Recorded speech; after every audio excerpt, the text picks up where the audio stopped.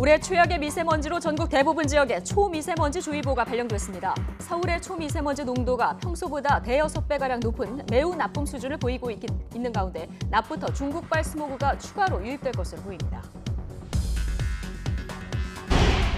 수도권에 내려졌던 미세먼지 저감 조치가 오늘은 부산과 충청 등 전국 10개 시도로 학교에 적용됐습니다.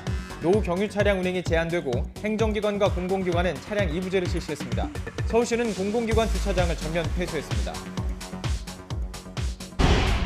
2차 북미 정상회담을 조율하기 위한 북미 고위급 회담이 이번 주 뉴욕에서 열릴 것으로 보입니다. 정상회담 장소로는 베트남 하노이가 유력하다는 보도가 나온 가운데 폼페이오 미 국무장관은 북측과 세부 사항을 논의하고 있다고 밝혔습니다.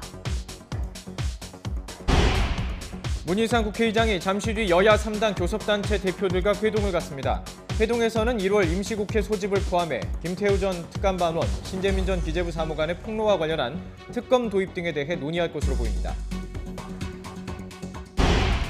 대한빙상연맹이 오늘 조재범 전 코치의 성폭행 의혹 등에 대한 징계와 재발 방지 대책을 논의합니다. 전담 수사팀을 꾸린 경찰은 조 전 코치의 휴대전화와 태블릿 PC의 메시지 내용 복원에 주력하고 있습니다. 양승태 전 대법원장이 지난 11일에 이어 오늘 재소환돼 조사를 받고 있습니다. 첫 조사에서 대부분 혐의를 부인한 양 전 대법원장은 조서 검토까지 꼼꼼하게 마쳤습니다. 검찰은 앞으로 한두 차례 더 소환 조사한 뒤 구속영장 청구 여부를 결정할 방침입니다. 시청자 여러분 안녕하십니까? 1월 14일 월요일 뉴스앤 이슈 시작합니다. 중국발 스모그가 유입되면서 전국적으로 호흡기에 치명적인 초미세먼지가 비상입니다. 평소보다 6배가량 높은 수준인데요. 올해 최악의 미세먼지는 내일 오후부터 찬바람이 불면서 일시 약화할 것으로 보입니다. 취재기자 연결해서 미세먼지 상황 자세히 알아보도록 하겠습니다. 정혜윤 기자. 네, 정혜윤입니다. 네, 지금 바깥 시야가 무척 흐린데요. 이게 다 미세먼지 때문입니까? 네, 안개와 대기 중에 먼지가 뒤엉키면서 시야가 평소 10분의 1 수준까지 무척 흐려진 겁니다. 이 미세먼지와 초미세먼지는 눈에 보이지는 않지만 농도가 짙어지면서 안개와 뒤엉키게 되면 지금처럼 앞이 보이지 않을 정도로 시야가 흐려집니다. 따라서 오늘 같은 날에는 되도록 야외 활동을 자제하시는 게 좋습니다. 현재 서울 지역의 초미세먼지 농도는 세제곱미터당 119 마이크로그램으로 평소보다 5배에서 6배가량 높은 수준입니다. 그 밖에 경기가 109, 충북 111, 충남 96, 전북 102, 경북 84 마이크로그램 등 전국 대부분 나쁨에서 매우 나쁨 수준을 보이고 있습니다. 올해 들어 최악의 미세먼지로 서울에는 벌써 사흘째 초미세먼지 주의보가 발효 중이고 그 밖에 대부분 지역에도 초미세먼지 주의보가 이어지고 있습니다. 대기 정체로 국내 미세먼지가 축적되면서 농도가 높아진 데다 밤사이 중국발 스모그가 유입되면서 어제보다 농도가 더 짙어진 건데요. 특히 호흡기에 치명적인 초미세먼지 농도가 높아 노약자와 어린이, 또 호흡기 질환자는 외출을 자제하는 등 각별한 주의가 필요합니다. 국립환경과학원은 오늘 낮 동안 스모그가 추가로 유입되면서 전국 대부분 지역의 미세먼지 농도가 매우 나쁨 수준을 유지할 것으로 내다봤습니다. 최악의 미세먼지는 내일 오전까지 이어지다 내일 오후에 찬바람이 불기 시작하면서 점차 약화하거나 일시 해소될 것으로 보입니다. 이후 모레는 영하 10도에 달하는 반짝 한파가 찾아오면서 미세먼지 농도가 평소 수준을 회복하겠습니다. 하지만 주 후반과 주말 사이 온화한 날씨가 예보돼 있어 다시 미세먼지가 짙어질 가능성이 무척 큽니다. 미세먼지 특보가 내려지면 가급적 야외 활동을 줄이고 부득이하게 외출을 하게 될 경우에는 황사용 마스크를 꼭 착용해야 합니다. 지금까지 YTN 정혜윤입니다. 네, 오늘도 이렇게 숨막히는 미세먼지 때문에 수도권을 비롯해서 부산과 충남, 전북 10개 시도에서 이틀째 미세먼지 비상저감 조치가 시행되고 있습니다. 수도권에 이틀 연속 비상저감 조치가 시행되는 것은 지난해 1월과 3월에 이어서 이번이 세 번째입니다. 취재기 전개를 보겠습니다. 김장하 기자. 네, 행정부입니다. 네, 자, 비상저감 조치를 발령하면 어떤 조치들이 시행되는 겁니까? 네, 우선 행정, 공공기관의 차량 이부제가 시행됩니다. 수도권 3개 시도의 행정, 공공기관 소속 임직원은 차량 이부제를 의무적으로 지켜야 합니다. 오늘은 짝수날이므로 차량 번호 끝자리가 짝수인 차량만 운행할 수 있습니다. 단 서울시 소속 행정, 공공기관 차량과 소속 임직원 차량 운행은 전면 금지됩니다. 시민들은 자발적으로 이부제에 동참하면 됩니다. 서울시 전역에서는 2005년 이전 수도권에 등록된 2.5톤 이상 노후 경유 차량 운행을 제한합니다. 위반하면 과태료 10만 원을 부과합니다. 단 저감장치 부착 등 저공해 조치를 한 차량은 제외됩니다. 서울시는 아울러 공공기관 주차장 430여 곳을 전면 폐쇄하고 서울광장 스케이트장은 사흘 때 운영을 중단합니다. 자, 또 화력 발전을 제한하는 등 산업 현장에서 지켜야 할 것도 많죠. 네, 미세먼지 배출량이 많은 화력 발전의 출력을 80%로 제한하는 조치가 경남과 전남을 제외한 전국에서 시행됩니다. 오늘 오전 6시부터 밤 9시까지 석탄 중유 발전기 16기의 출력을 제한해 초미세먼지 약 3톤을 감축할 예정입니다. 환경부와 자발적 협약을 맺은 수도권 사업장 55곳은 액화 천연가스 등 친환경 연료 우선 사용, 배출 시설 효율 개선 등의 조치를 합니다. 서울을 비롯한 수도권 440여 개 건설 공사장은 공사 시간 단축, 노후 건설 기계 이용 자제, 살수 차량 운행과 같은 미세먼지 발생 억제 조치를 시행합니다. 환경부는 이와 함께 합동 기동 단속반을 편성해 대기 오염 물질 배출이 많은 평택 지역 산업단지를 중심으로 불법 배출을 집중 단속합니다. 지금까지 행정부에서 YTN 김상합니다. 사법농단 의혹을 수사하고 있는 검찰이 오늘 오전 양승태 전 대법원장을 두 번째로 불러 조사하고 있습니다. 양 전 대법원장은 앞선 조사에서 자신의 혐의를 대부분 부인한 것으로 알려졌는데요. 검찰은 조사를 마치는 대로 구속영장 청구 여부를 검토할 방침입니다. 검찰에 나가 있는 취재기자 연결해 보겠습니다. 권남기 기자. 네, 서울중앙지검입니다. 예, 양승태 전 대법원장 오늘 또다시 검찰에 출석했다고요? 네, 그렇습니다. 서울중앙지검은 오늘 오전 9시 반 양 전 대법원장을 다시 불러 조사 중이라고 밝혔습니다. 지난 11일에 이어 두 번째 소환 조사입니다. 양 전 대법원장은 첫 조사 다음 날인 지난 12일 검찰에 출석하긴 했지만 당시는 전날 조사한 부분에 조서 열람만 진행했고 검찰에 추가 신문은 없었습니다. 검찰은 오늘 두 번째 조사에서 옛 통진당 관련 재판 개입과 헌법재판소 내부 기밀 유출, 법조비리 은폐 시도 의혹 등에 대해 집중적으로 충고할 방침입니다. 양 전 대법원장은 첫 조사와 같이 혐의를 대부분 부인할 것으로 보입니다. 앞서 검찰은 지난 11일 첫 조사 때 14시간에 걸쳐 양 전 대법원장을 상대로 강제징용 재판 거래와 판사 블랙리스트 의혹 등을 캐물었습니다. 양 전 대법원장은 이에 대해 기억이 잘 나지 않는다는 식으로 혐의를 부인한 것으로 전해졌습니다. 첫 조사 당시 검찰은 준비한 질문지의 절반 정도를 진행했습니다. 검찰은 앞으로 한두 차례 양 전 대법원장을 불러 조사한 뒤 구속영장을 청구할지 결정할 방침입니다. 애초 빠르면 이번 주 안에 청구 여부를 결정할 것이라는 관측이 많았는데요. 양 전 대법원장이 이례적으로 다시 검찰에 나가 꼼꼼히 조서를 검토하는 모습 등을 볼 때 영장 청구가 조금 늦어질 수도 있다는 전망도 나옵니다. 지금까지 서울중앙지검에서 전해드렸습니다. 12월 임시국회 회기를 하루 남기고 문희상 국회의장과 여야 3당 교섭단체 원내대표가 오늘 얼굴을 맞댑니다. 이렇다 진척이 없는 선거제도 개편 문제를 비롯해서 1월 임시국회 소집, 야당이 요구하는 청문회와 특검법 처리 등 여러 쟁점을 놓고 논의가 이루어질 것으로 보입니다. 취재기자 연결해 보겠습니다. 김주영 기자. 네, 국회입니다. 네, 오늘 정례 회동이 진행되는데 시작이 됐죠? 네, 조금 전인 오전 11시부터 국회의장과 여야 3당 교섭단체 회동이 시작됐습니다. 오늘 자리에는 문희상 국회의장과 더불어민주당 홍영표, 자유한국당 나경원, 바른미래당 김관영 원내대표가 참석했습니다. 관심은 1월 임시국회 개최 여부에 대해 여야 3당이 합의점을 찾을 수 있을지입니다. 12월 임시국회 회기가 내일인 15일로 끝나면서 정치개혁특위와 사법개혁특위 등 일부 특위를 제외하고는 국회 활동이 사실상 멈춰있는 상황입니다. 여당보다는 야당이 적극적입니다.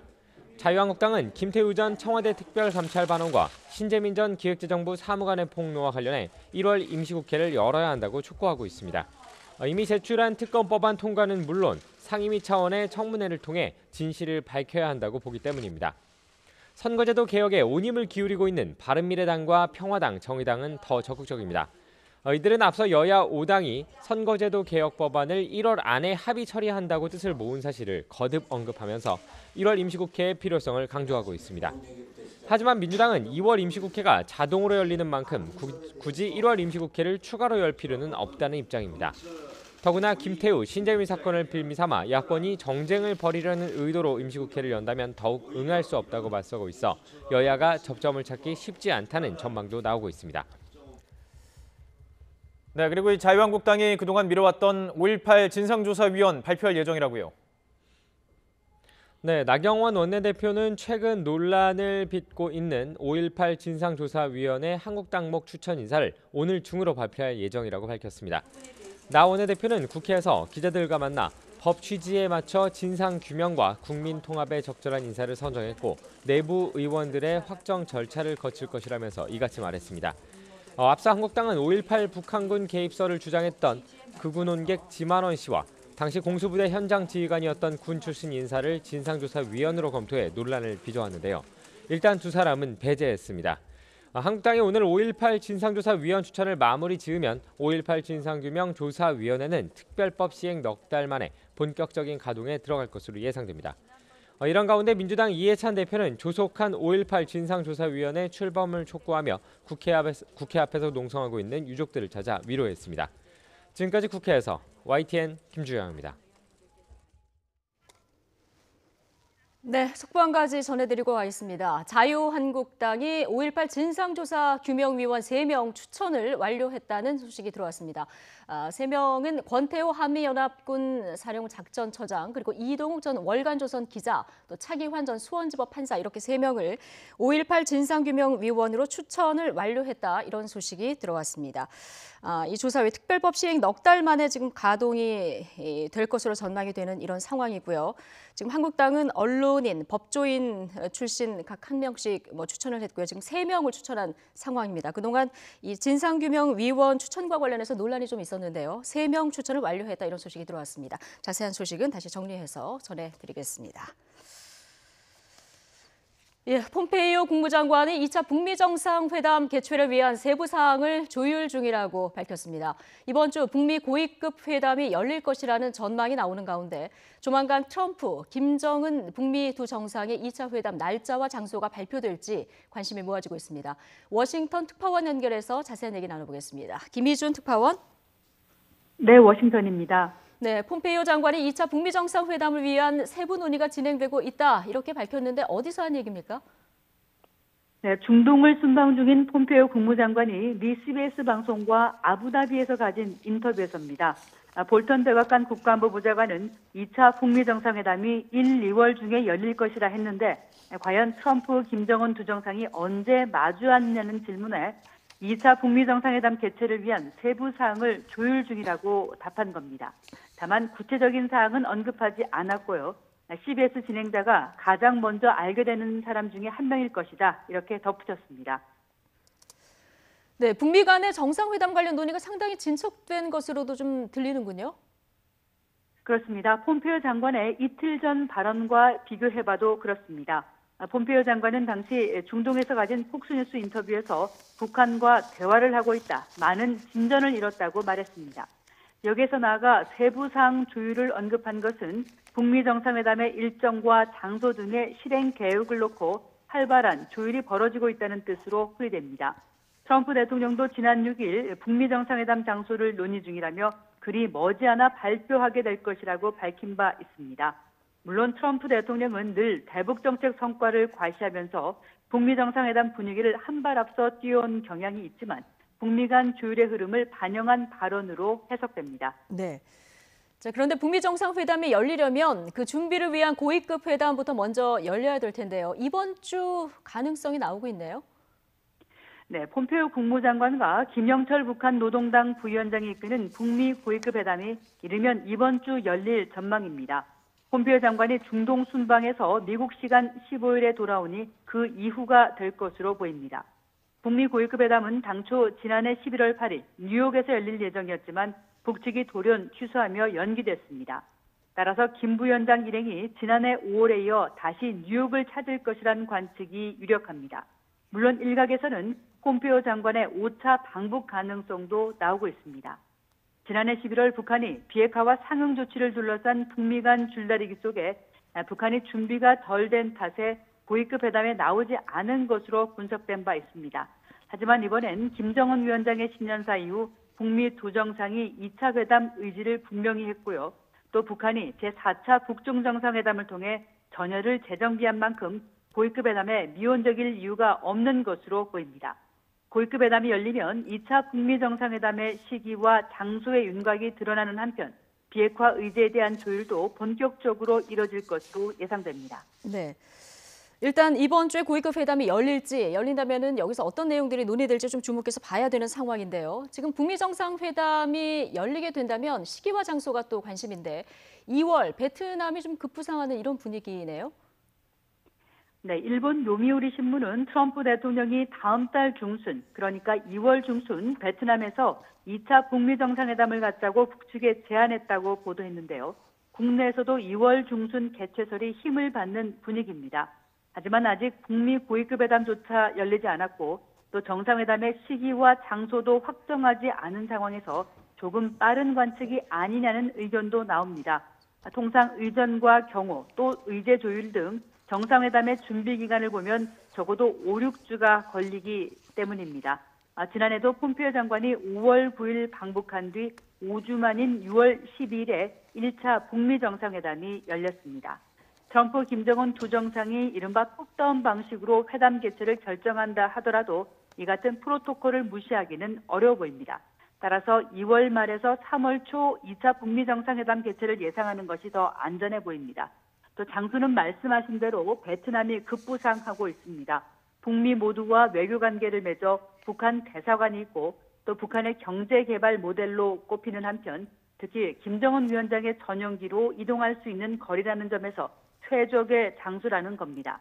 한때 거론된 몽골은 추위나 회담 기반 시설 면에서 부족하고요.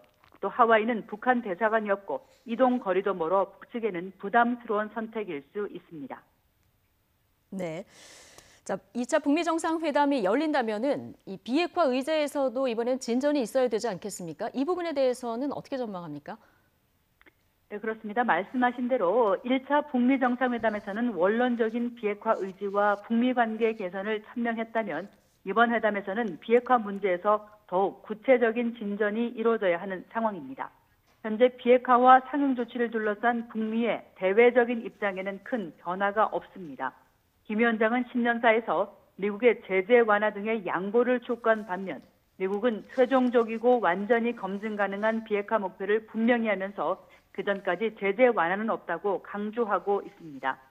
그런데 폼페이오 장관이 최근 폭스뉴스 인터뷰에서 북미 대화의 목표를 미국민의 안전, 또 북한의 위협 제거라고 말한 것을 놓고 미국이 협상의 목표를 조금 낮춘 것 아니냐는 분석이 나왔습니다.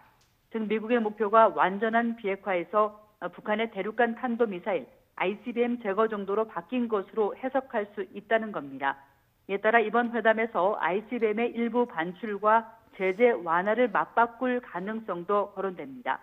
하지만 폼페이오 장관이 같은 인터뷰에서 선 비핵화 후 제재 완화를 거듭 강조한 만큼 미국의 북한 비핵화 목표가 바뀌었다고 단정하기는 어려워 보입니다. 분명한 것은 북미 두 정상이 이른바 톱다운식談判을 한다 하더라도 이 비핵화와 상응 조치의 주고받기 과정은 길고도 어려울 것이란 겁니다. 네, 자 가시권에 들어온 2차 북미 정상회담에 대해서 김희준 워싱턴 특파원과 얘기 나눠봤습니다. 일본이 우리 대법원의 강제징용 배상 판결과 관련해서 우리 측의 한일 청구권 협정상 분쟁 해결 절차인 외교적 협의를 요청하면서 30일 이내에 답변을 달라고 요구한 것으로 알려졌습니다. 우리 정부는 일본의 외교적 협의 요청에 응할지 면밀히 검토한다는 방침이지만 일본이 일방적으로 거론한 30일 이내라는 기간에는 구애받지 않겠다는 입장인 것으로 전해졌습니다. 한일 청구권 협정 3조 1항에는 협정의 해석 및 실시에 관한 양 채약국 간 분쟁은 우선 외교상의 경로를 통해서 해결한다고만 돼 있을 뿐 답변 시한이 따로 명시돼 있지는 않습니다. 우리 정부가 지난 2011년 일본의 위안부 문제 해결을 위한 외교적 협의를 요청했을 때에도 따로 답변 시한을 특정하지 않았습니다. 경찰이 조재범 전 코치의 성폭행 혐의를 전담할 특별수사팀을 꾸려서 본격적인 조사에 착수했습니다. 빙상연맹은 사건이 알려진 지 엿새 만에 대책회의를 엽니다. 취재 기자 연결해 보겠습니다. 허재원 기자. 네, 스포츠부입니다. 네, 이 조재범의 상습 폭행과 또 성폭행 사건 항소심 선고가 오늘 예정이었지만 검찰 요청으로 미뤄진 상태죠.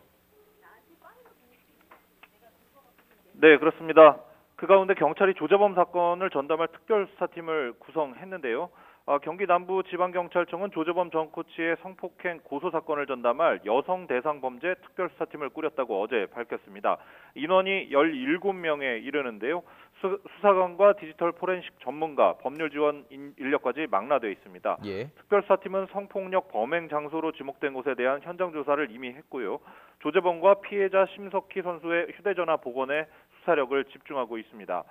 디지털 포렌식 결과와 현장 조사 결과를 대조해 심석희 선수의 주장을 입증할 단서를 찾겠다는 계획이고 이번 주 내로 수감돼 있는 조재범을 접견 조사할 방침입니다. 네, 반면 이 조재범 씨 측 성폭행 사실을 부인하고 있는데 결국 치열한 법정 다툼이 예상되는군요. 네, 조재범의 가족이 지난주 호소문을 냈습니다. 한쪽의 말만 듣고 단정하지 말고 정확한 진상 파악과 합당한 단죄가 이루어질 수 있도록 해달라 이런 내용입니다. 조재범 측은 성폭행 사건을 대리할 새 변호인도 물색하고 있는 것으로 알려졌는데요. 결국 양측의 치열한 법정 다툼이 불가피할 것으로 보이는데 이 과정에서 심석희 선수가 입게 될 2차 피해에 대한 우려도 커지고 있습니다. 사실관계를 밝히는 과정에서 양측의 폭로전이 이어질 경우 진흙탕 싸움으로 흐를 수도 있다는 겁니다. 예, 일단 오늘로 예정됐던 조재범 씨의 항소심 선고 공판은 연기가 됐습니다. 검찰로서는 이 성폭행 혐의를 추가할 시간을 번 셈인데 앞으로 어떻게 진행이 될까요? 네, 앞서 법원은 항소심 선고를 오늘 예정대로 진행할 계획이었습니다. 성폭행 사건의 초동 수사가 진행되고 있고 기소되더라도 심급이 달라서 사건 병합이 여의치 않다는 점을 고려했기 때문인데요. 하지만 검찰은 성폭행 피해와 조전 코치의 상해 혐의 사이에 연관성이 있을 수 있기 때문에 공소장 변경을 검토해봐야 한다는 주장이었습니다. 일단 사건을 수사 중인 경찰은 항소심 선고 연기에 안도하고 있습니다. 만에 하나 항소심에서 조전 코치가 집행유예로 풀려날 경우 주 수사에 적지 않은 차질이 우려됐는데 선고가 미뤄지면서 계획대로 이번 주 중에 조전 코치의 피의자 조사를 진행할 예정입니다. 자, 이번 사태에 직접적인 관리 책임이 있는 빙상연맹, 오늘에서야 대책회의를 연다고 하는데요. 성폭행 주장이 나온 지 엿새나 지난 시점입니다. 너무 늦은 거 아닐까요? 네, 오늘 오후 연맹 회의실에서 관리위원회 회의를 엽니다. 연맹은 오늘 회의에서 심석희에게 상습 폭행을 한 혐의로 이미 영구 제명된 조전 코치에게 추가 징계를 내리는 방안을 논의할 방침입니다. 조재범이 중국 대표팀을 맡으려고 시도했을 정도로 연맹 징계가 국제적으로는 통용되지 않았다는 지적이 제기됐기 때문인데요. 국제빙상경기연맹 ISU와 협의해서 영구 제명 징계를 받은 지도자의 해외 활동을 막는 방안을 논의한다는 계획입니다. 하지만 빙상연맹의 오늘 회의는 강한 의지도 보이지 않고 큰 효력도 없을 것으로 우려됩니다. 이미 지난해 9월 대한체육회로부터 관리단체로 지정돼 연맹 임원진이 모두 해임된 상태인데요. 대한체육회가 구성하는 관리위원회가 모든 기능을 대신하고 있는데 조재범의 성폭행 의혹이 불거진 지 이미 엿새나 지난 상황에서 회의를 개최한다는 것 자체가 너무 늦은 대응이라는 지적입니다. 자, 이 큰 관심을 집중시켰던 빙상계 성폭력 피해자 추가 폭로 일단은 연기됐죠. 네, 기자회견을 준비한 쪽은 빙상계 개혁을 위해 출범한 젊은 빙상인 연대였는데요. 그동안 빙상계의 폭력과 성폭력 피해 사례들을 조사해 왔고 이 중 2명의 피해자에게 구체적인 성폭행 사실을 확인했다고 주장했습니다. 원래 오늘 기자회견을 통해서 가해자를 공개하고 경찰에 수사 의뢰할 예정이었는데요. 일단 기자회견은 연기하기로 했습니다. 피해자들이 직접 나서기를 주저하고 있다는 겁니다. 현역 선수들이기 때문에 선수 생활을 이어가는 게 중요하고 2차 피해도 걱정하고 있다는 설명입니다. 또 예전 빙상계의 사례들을 보면 피해 사실을 폭로해도 사건이 덮인 적이 많아서 피해 선수들이 더욱 주저하고 있는 것으로 알려졌습니다. 지금까지 YTN 허재원입니다.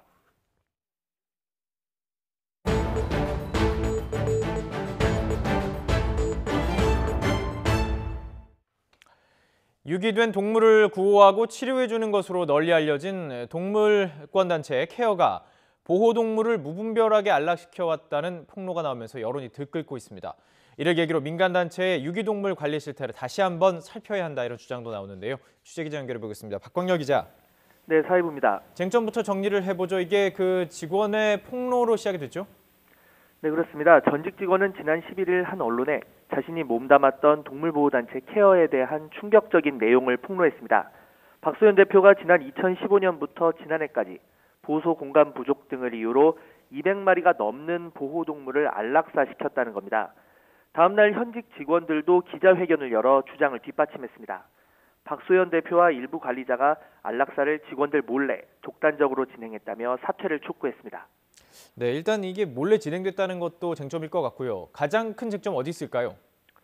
네, 말 그대로 불가피한 경우에 한해 안락사가 있었는지 여부입니다. 우선 박 대표는 안락사 사실은 인정했습니다.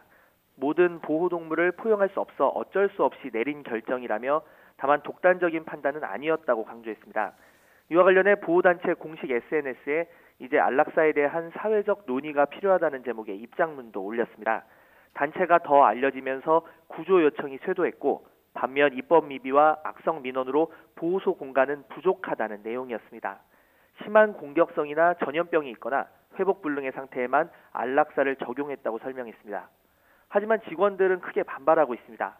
안락사 대부분은 보호소 공간 확보를 위해 이루어졌다며 질병으로 어쩔 수 없이 안락사시킨 개체는 단 10%에 불과했다고 주장했습니다.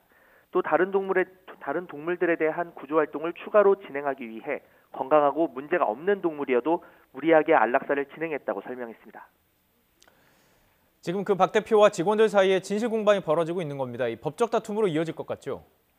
네, 그렇습니다. 케어 대표 사퇴를 위한 직원연대 소속 20여 명은 어제 박 대표의 사퇴를 촉구하는 항의 시위를 이어갔습니다. 오늘 오후 중으로 직원들과 박 대표가 만날 가능성도 점쳐지고 있는데요. 아직까지는 사무실 문을 걸어 잠그고 내부 논의를 이어가고 있습니다. 또 동물보호단체들은 박 대표를 조만간 상습사기와 동물보호법 위반 혐의로 검찰에 고발하기로 했습니다. 안락사를 시키지 않는다고 하고 안락사를 시키고 후원을 받았으니 사기 또는 횡령에 해당한다는 건데요. 이와 관련해 박 대표 측은 이번 보도가 처음부터 한쪽의 입장만 반영했다며 조만간 자신의 주장을 뒷받침하는 기자회견을 열겠다고 맞서고 있습니다. 케어가 어떤 단체인지 다시 한번 짚어볼 필요 있을 것 같습니다. 네, 케어는 그동안 안락사 없는 보호소를 표방했습니다. 안락사가 불가피했든 또 그렇지 않든 도덕적 비판의 여지가 있는 건 바로 이 때문인데요. 후원금 규모도 점점 커졌습니다. 지난 2017년 결산서를 보면 전체 예산 16억 원 가운데 회원들의 회비가 10억, 또 후원금이 3억 5천만 원으로 국내 세 손가락 안에 드는 수준입니다. 일부에서는 공간이 부족할 정도로 무리하게 구조를 한 이유에 대해서도 곱지 않은 눈길을 보내고 있습니다. 구조된 반려동물의 수가 모금액으로 이어지다 보니 무리한 구조와 안락사로 이어지는 악순환이 이어진 것 아니냐는 겁니다. 법적인 미비 사항에 대한 이야기 나오고 있습니까? 어떤 내용입니까? 네, 동물보호법을 보면 동물이 질병이나 상해로부터 회복될 수 없거나 지속적으로 고통을 받으며 살아가야 하는 것으로 수의사가 진단한 경우 또는 동물이 사람이나 다른 동물에 질병을 옮기거나 위해를 끼칠 우려가 큰 경우로 안락사 기준을 규정하고 있습니다. 하지만 각 지자체가 운영하는 유기동물보호소나 지자체가 지정한 단체만이 이 법 적용 대상입니다. 민간단체에 대해서는 이 기준을 적용할 수가 없는 겁니다. 농림축산식품부 동물보호센터 지침에도 동물의 건강 상태 외에 센터 수용 능력이나 또 분양 가능성 등 모호한 기준도 포함되어 있는 것도 문제입니다. 운영자의 독단적 결정으로 얼마든지 대규모 안락사 조치가 가능한 구조인 셈인데 이 부분에 대한 보완이 필요해 보입니다. 지금까지 사회부에서 YTN 박광렬입니다.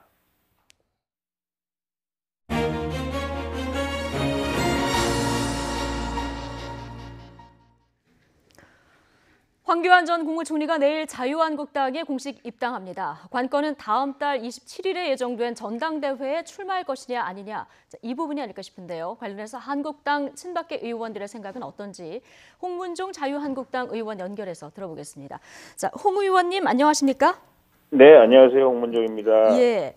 자, 황 전 총리 내일 한국당에 공식 입당한다고 하는데요. 아무래도 지금 전당대회가 코앞이라서요. 더 민감한 것 같습니다. 지금 황 전 총리가 왜 이 시기에 지금 한국당에 입당한다고 보십니까? 뭐 황교안 총리를 대통령으로 만들고자 하는 분들 생각에 지금은 이제 황교안 총리가 입당을 해서 당권에 도전해야 될 때가 아닌가, 아마 그렇게 판단하신 거 아닌가 싶습니다. 네. 그래서 아마 한국당에 입당하신 거 아닌가 싶습니다. 예. 그러니까 대권에 도전하기 전에 당권부터 도전하는 것이 어떻게 보면은 앞으로 한국당이 좀 유리한 대선 구도일 것이다. 이런 목소리가 당내에서 나온다는 이런 얘기신 거죠? 아니, 이게 당원들이 같이 선거도 한번 안 치러보는 사람을 우리가 대권 후보로 모실 수가 없다. 예. 그러니까 같이 선거를 치르기 위해서는 어떤 형태로든지 입당을 하고, 그리고 뭐 당 대표가 되면 더욱더 좋을 거 아니냐. 이제 뭐 그렇게 조언을 했던 것 같고요. 그래서 아마 이분이 입당하시지 않았나 그런 생각이 듭니다. 예. 홍 의원님은 황교안 전 총리의 입당, 일단 입당은 환영하십니까? 뭐 입당하시는 거예요. 뭐 당연히 우리가 뭐라고 말씀드릴 수는 없는데요. 예. 그분이 이제 두 가지 대답을 해야 돼요. 예. 첫 번째는 이제 지금 뭐 당내에서 벌써 여러 그 후보들도 얘기하고 했는데 이제 건식이다라는 거죠. 이제 그야말로 맞잖아. 아무것도 여태까지 한 것도 없이 왜 들어와가지고 이제 들어와서 예. 밥상 차려놓으니까 숟가락 드느냐 하는 그 문제에 관해서 본인이 대답을 해야 될 것 같고요. 무혈입성이다. 예.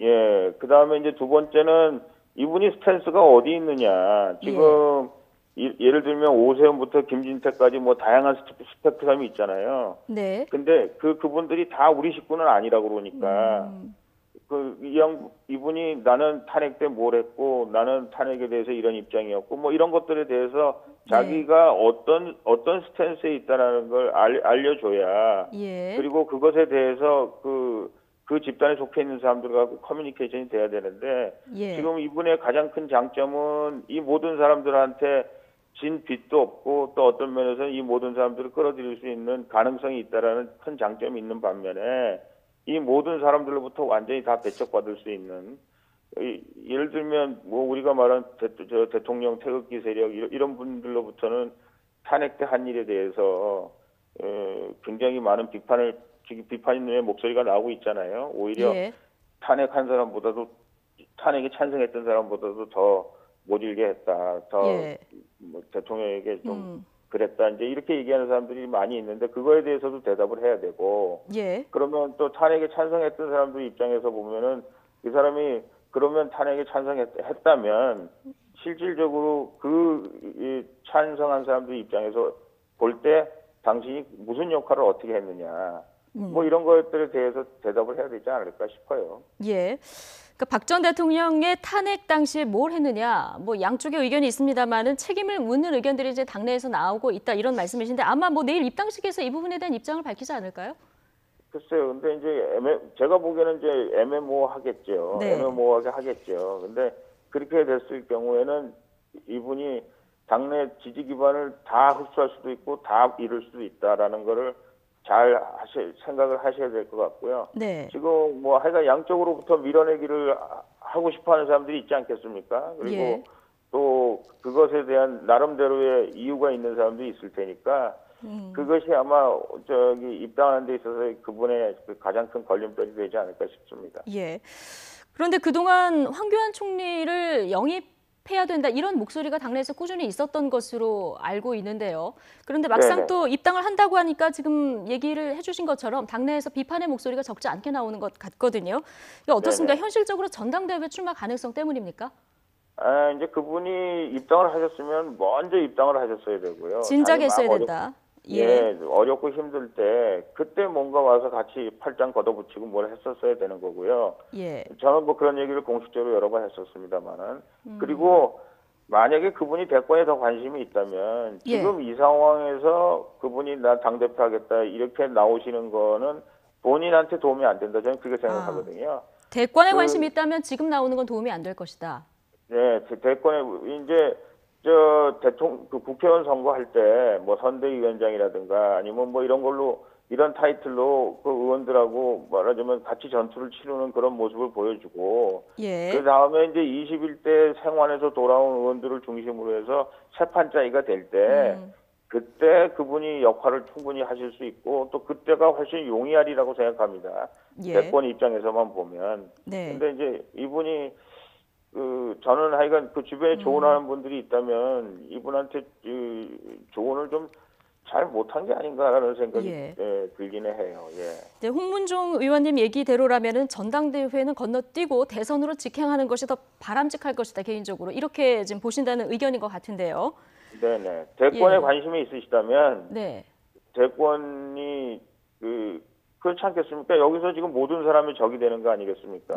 당에 출마하는 모든 사람들이 이제 이분하고 대립각을 세우는데 그러면 당 대표가 된들 대권 후보 가는 길에 얼마나 많은 장애 걸림돌이 있겠습니까? 근데 그 걸림돌을 더 많이 만들어 놓는 결과를 초래하는 거거든요. 그래서 지금 여기 대권 후보라고 생각하는 사람들이 막 이렇게 전부 다 여기 지금 대부분 보면은 하여간 직간접적으로 대권 후보에 관심이 없는 사람들이 없거든요. 지금 네. 후보자들 중에. 그렇다면 예. 차라리 대권 후보 아닌 사람을 당대표로 내세우는 게 어떠냐 이런 얘기가 나올 정도입니다. 예. 네. 자, 일단 황 전 총리는 한국당 입당 이유에 대해서 개인이 아니라 대한민국과 국민만을 생각해서 판단했다. 이런 글을 올렸거든요. 이 행간은 어떻게 예. 해석하십니까? 그것도 제가 보기에는 그 당의 입장에서 보면요. 좀 굉장히 뭐 5만까지는 아닙니다만은 저희가 보기에는 약간 그렇죠. 왜냐하면 우리 당을 지금은 무너진 당을 입당할 때는 무너진 당과 당원들을 추스려야 되겠다. 그거에 내 임무라고 생각해서 입당한다 이렇게 얘기하고 당 대표를 출마할 때는 뭐 국민과 민족을 위해서 뭐 어쩌고 하겠다 이렇게 하는 거가 저는 맞다고 생각을 해요. 지금 들어오는 입장에 있어서 그러면 지금 당에 있는 사람들한테 마치 너희들은 국가와 민족을 전혀 생각하지 않는 사람들 혹시 아예 아니었냐 이런 식의 억하심정을 가질 가능성이 있지 않겠습니까? 그래서 입당하실 때는 하여간 당을 추스리고 당을 하나로 만들고 오히려 이렇게 말씀하시는 것이 국가와 민족은 이제 천천히 생각하시고 그거야 정치하는 사람이 국가와 민족을 생각하지 않는 분들이 어디 있겠습니까? 네, 그런데 황교안 총리 등판 이야기가 나오자마자 이제 한국당 전당대회에서 황교안 대 오세훈 전 서울시장으로 이렇게 전당대회가 치러질 것이다. 그러니까 친박과 비박의 어떤 빅 매치가 되지 않겠느냐 이런 전망이 당장 나오는데 어떻게 보십니까? 전당대회 출마하게 되면 친박계 표가 분산될까요? 아니면 결집을 하게 될까요? 친박은 저는 황교안 총리에게 친박표가 결집은 안 할 거라고 생각합니다. 결집은 안 할 것이다.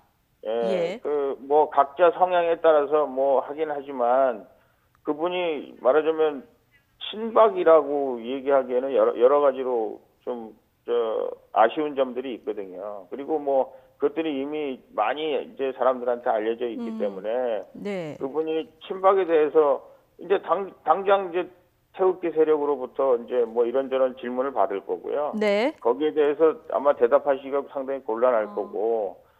그러나 이제 뭐 그래도 친박의 일부 세력들 그리고 뭐 이분 들어오는데 1등 공신이 김용태나 또 김병준이나 이런 분들 아니겠습니까? 그래서 이제 오세훈 진영이나 뭐 이런 데서 황교안 진영이나 이런 데서 오세훈 대 황교안 이렇게 진영을 짜고 싶어 할 테지만 그러나 여기 이 친박으로만 따진다면 김진태도 있고 그래서요. 제가 보기엔 그 진영으로 가기는 쉽지 않을 겁니다. 그러면 친박계 표가 집결하지 않는다 이렇게 되면 당선 가능성도 낮다 이렇게 보시는 거겠네요. 지금으로 봐서는 제일 높다고 보지만요. 예. 당선 가능성이 높다고 보지만요. 지금 바깥에서 하는 여론조사는 당원 여론조사하고는 다른 거거든요. 당원들끼리 하는 여론조사하고는 또 다른 거고요. 당의 결집도나 또 당원들의 지지나 이런 거는 황교안 대표, 황교안 총리께서 처음부터 다시 시작하셔야 될 겁니다. 예, 알겠습니다. 좀 짧게 질문을 드리겠습니다. 자, 상황이 이렇게 되다 보니까 이미 전대 불출마를 선언한 김무성 전 대표 재등판설도 뭐 나오는 것 같고요. 홍준표 전 대표 출마에도 지금 관심이 모아지고 있는데 이 부분은 어떻게 정리가 될 거라고 보십니까? 아마 제가 보기엔 두 분 다 지금 심각하게 고려를 하겠죠. 고려를 할 것이다, 심각하게. 심각하게 고려를 할 거고요. 만약에 이제 홍 대표 같은 경우에는 황교안 총리가 되면은 본인의 뭐 대권 꿈이나 이런 거는 완전히 물거품이 된다고 생각하니까 지금 이 판에 자기 족적을 새겨야 된다 이렇게 생각하는 것이 옳다. 아마 그런 판단을 하게 될 거라고 생각하고요. 이제 김무성 대표는 아마 그렇게 얘기하겠죠. 대권 주자는 다 빠져라. 나는 대권 주자 아니고 이거 그냥 플랫폼만 만들려고 그러니까 결국은 내가 해야 되지 않겠냐. 뭐 이런 얘기로 아마 나올 가능성이 농후해진 거죠. 뭐 본인이 안 나간다고 얘기했으니까 본인은 못 나가도 아마 주변에서 김무성을 찾는 분들이 많이 있지 않을까 그런 생각은 하게 됩니다. 네. 자, 어쨌든 황교안 전 총리가 범보수 대선 주자 현재 이제 1위를 달리고 있는 이런 상황 아니겠습니까? 한국당 외연 확장에는 도움이 될지 안 될지 이 부분을 좀 짧게 듣겠습니다. 네, 제가 보기에는 뭐 맨 처음에는 임팩트가 있는 건 확실하죠. 그분이 이제 뭐 많은 지지를 받고 있는 건 확실하나, 그러나 제가 생각하기에 들어오는 순간 그것이 확장되기보다는 줄어들 가능성이 많다. 네. 저는 그렇게 생각하거든요. 예. 왜냐하면 여태까지는 아무도 그분이 어떤 분인지 그냥 우리가 외형적으로 알려진 거 외에는 아는 게 없었는데, 이제 예. 막 뭘 이것저것 파고들기 시작하면 제가 보기에는 떨어지는 길밖에 올라가는 길이 쉽지 않지 않을까, 그런 생각이 예. 듭니다. 알겠습니다. 어쨌든 뭐 한국당 입장에서는 전당대회 지금 관심을 모아야 되는데 황교안 전 총리가 등판을 해서 흥행에는 좀 도움이 되지 않을까 이런 생각이 듭니다. 당연히 하죠. 당연하죠. 예. 당연한데 황교안 총리 본인한테 도움이 되는지, 네. 또 길게 봐서 당에 도움이 되는지, 이런 것도 같이 생각해 봐야 되지 않겠습니까? 예, 알겠습니다. 지금까지 홍문종 자유한국당 의원과 이야기 나눠봤습니다. 오늘 말씀 고맙습니다. 예, 감사합니다. 네, 청와대 참모진 개편이 지난주에 있었고요. 문재인 대통령 오늘 신임 참모들과의 첫 회의도 하는데요. 개각도 곧 발표되나 했는데 조금 늦어지는 분위기입니다. 오늘이 1월 14일이고 2월 초 설 연휴까지는 보름여 남았는데요. 시간적인 문제 외에 다른 변수가 또 있을까요? 잠시 뒤 배재정 전 민주당 의원, 이준석 바른미래당 최고위원과 정치권 이슈 짚어보겠습니다. 뉴스앤이슈 2부에서 다시 뵙겠습니다.